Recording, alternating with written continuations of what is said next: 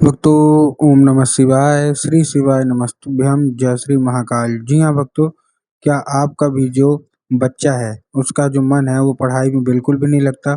आप लोग बहुत ज़्यादा परेशान हो उसकी पढ़ाई के लिए कि आखिरकार हमारा जो बच्चा है वो पढ़ता क्यों नहीं है। जब भी आप उसको पढ़ाने के लिए बैठाते हो तो इधर उधर के कामों में लग जाता है, लेकिन पढ़ता बिल्कुल भी नहीं है।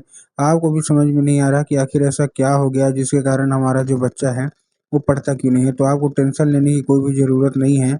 आज जो मैं आपको उपाय बताने वाला हूँ, अगर आपने केवल और केवल उस उपाय को कर लिया ना, तो आपकी सारी की सारी इच्छा, सारी की सारी मनोकामना जो है ना, वो अवश्य रूप से पूरी होगी ही होगी। और जो भी आप लोग चाहते हैं, सारी की सारी इच्छा, वो भी आपकी अवश्य रूप से पूरी होगी ही होगी। क्या करना है, कैसे करना है, पूरा आपको समझाने वाला हूँ, तो बस उपाय ध्यान से सुन के अच्छे से करिएगा ज़रूर, ठीक है? देखिए, आपको भी पता है कि जो पूज्य गुरुदेव की जो कथा होती है ना, उसमें लाखों की भीड़ आती है। कैसे भीड़ आती है? लाखों की भीड़ आती है। और जब गुरुदेव की कथा में लाखों की भीड़ आती है, तो वहाँ ज़्यादातर जो भक्त रहते हैं, वो क्या करते हैं, पत्र के द्वारा अपनी मनोकामना गुरुदेव तक पहुँचाते हैं। तो अभी गुरुदेव की कथा चल रही थी, आज से 4 से 5 महीना पहले की बात है। गुरुदेव की कथा चल रही थी और गुरुदेव की कथा में लाखों की भीड़ आई। अब जब गुरुदेव की कथा में लाखों की भीड़ आई, तो वहाँ ज़्यादातर जो भक्त थे ना, उन्होंने क्या किया, पत्र के द्वारा अपनी मनोकामना गुरुदेव तक पहुँचाई।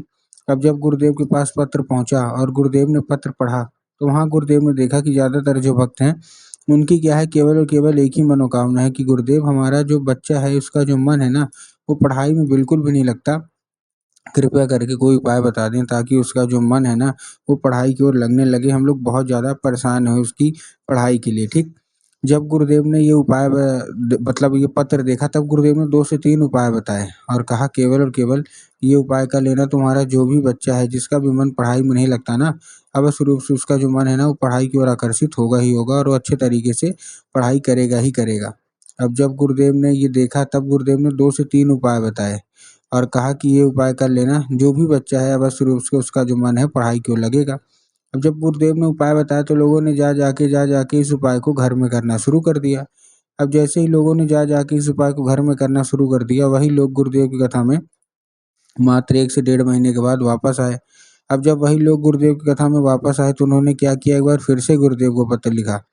लेकिन ये वाला जो पत्र था ना, ये गुरुदेव को धन्यवाद के रूप में पत्र था कि गुरुदेव, धन्य हो आपका, आपके द्वारा बताया गया उपाय हमने कर लिया है। हमारी सारी की सारी जो इच्छा है, सारी की सारी जो मनोकामना है ना, वो पूरी हो गई है। आपका कोटि-कोटि धन्यवाद। केवल और केवल आपके द्वारा बताए गए उपाय के कारण ही हमने किया है। हमारे घर का जो व्यक्ति था ना, जिसका विवाह ही नहीं हो पा रहा था, अब उसका विवाह जो है वो पक्का हो गया है। आपका कोटि-कोटि धन्यवाद। तो देखिए, जो लोग भी मेरी आवाज़ अभी सुन रहे हैं ना, अगर आपको भी जानना है कि आखिर ऐसा कौन-सा उपाय है जिसको करने मात्र से सारी की सारी जो इच्छा होती है, सारी की सारी जो मनोकामना होती है, वो पूरी हो जाती है, तो चलिए हम बताते हैं आपको आज की इस वीडियो के माध्यम से कि आपको करना क्या है। तो बस उपाय ध्यान से सुन के अच्छे से करिएगा ज़रूर।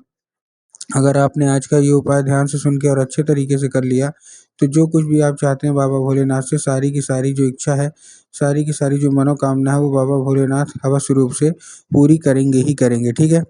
तो चलिए चलते हैं हम लोग उपाय की ओर, लेकिन उसके पहले चैनल पे अगर पहली बार आए हैं और आवाज़ मेरी पहली बार सुन रहे हैं, तो वीडियो कर दें लाइक और चैनल को भी कर लें सब्सक्राइब, ताकि पूजनीय पंडित प्रदीप जी मिश्रा के रोज़ नए-नए उपाय जो कि मैं उनकी कथा से सुनता हूँ, श्रवण करता हूँ, सबसे पहले मैं आपको प्राप्त करा सकूँ, ठीक? तो देखिए, जो हमारा सबसे पहला उपाय है, इस उपाय में आपको करना क्या है, जो हमारा सबसे पहला उपाय है, इस उपाय में आपको लेना क्या है?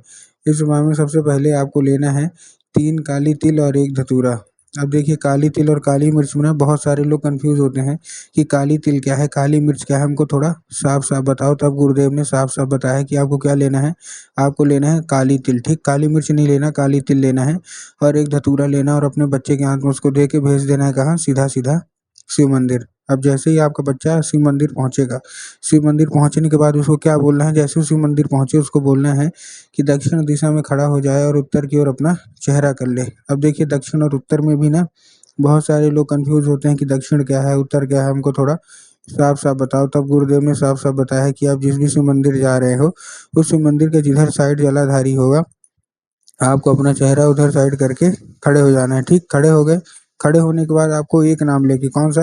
महादेव का बहुत ही सुंदर सा नाम है, श्रम्भेश्वर महादेव। तो बस आपको करना क्या है, आपको श्रम्भेश्वर महादेव का नाम लेके उन्हीं का स्मरण करके आपको चुपचाप क्या कर देना है, आपको अर्पित कर देना है बस। पूज्य गुरुदेव कहते हैं कि अगर आपने शंभेश्वर महादेव का ये उपाय कर लिया ना, तो अवश्य रूप से जो कोई भी इच्छा है, जो कोई भी मनोकामना है, अवश्य रूप से महादेव पूरी करेंगे ही करेंगे। ठीक है, ये था कौन सा हमारा, ये था हमारा पहला उपाय। अब हम चलते हैं अपने दूसरे उपाय की ओर।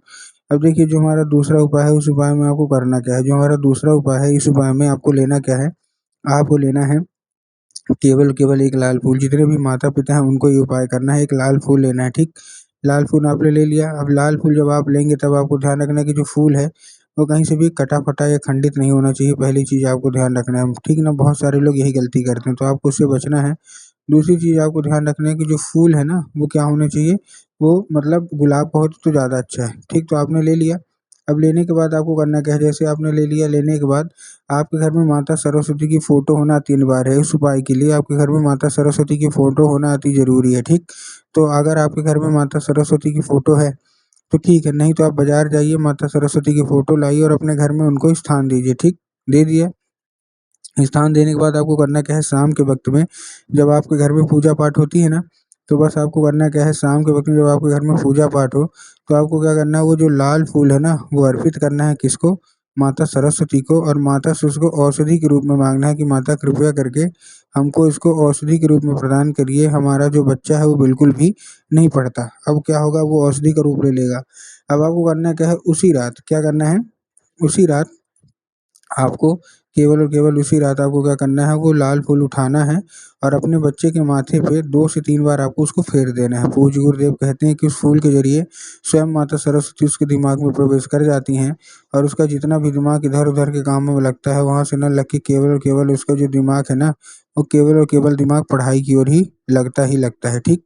ये था हमारा दूसरा उपाय। अब हम चलते हैं अपने तीसरे उपाय की ओर, जो कि हमारा आखिरी उपाय है। इस उपाय में आपको पान का पत्ता लेना है। ठीक? पान का पत्ता आपने ले लिया। अब पान का पत्ता लेने के बाद आपको करना क्या है, उसमें शहद का लेपन कर देना है। तो आपने पान का पत्ता लिया, अब पान के पत्ते के ऊपर आपने शहद का लेपन कर दिया। ठीक, कर दिया शहद का लेपन। अब आपको करना क्या है, जैसे आपने शहद का लेपन कर दिया, शहद का लेपन करने के बाद अपने बच्चे के हाथ में देके उसको भेज दीजिए कहाँ, सीधा-सीधा शिव मंदिर। अब जैसे ही शिव मंदिर आपका बच्चा पहुँचेगा, आपके दिमाग में होगा कि जाएँगे और बाबा भोलेनाथ के ऊपर अर्पित करवा देंगे। जो कि पूर्णतः गलत है। आपको बाबा भोलेनाथ के ऊपर अर्पित नहीं करवाना, आपको कहाँ अर्पित करवाना है, माता सुख सुंदरी के ऊपर। अब देखिए, अगर आपको पता है कि माता सुख सुंदरी की जगह कहाँ होती है, उनका तो ठीक, लेकिन बहुत सारे ऐसे लोग हैं जिनको यही नहीं पता कि माता सुख सुंदरी की जगह होती कहाँ है। तब गुरुदेव ने बताया है कि जो जलाधारी है, जलाधारी के बिल्कुल बीचों-बीच, कहाँ? जलाधारी के बिल्कुल बीचों-बीच जगह होती है माता सुख सुंदरी की। तो बस आपको करना क्या है, माता सुख सुंदरी की जगह पे आपको चुपचाप क्या करवा देना है, आपको अर्पित करवा देना है बस। पूज्य गुरुदेव कहते हैं अगर आपने ऐसा कर लिया, तो अवश्य रूप से माता सुख सुंदरी आपसे प्रसन्न हो जाएँगी और आपके बच्चे का जो मन है पढ़ाई की ओर लगेगा ही लगेगा।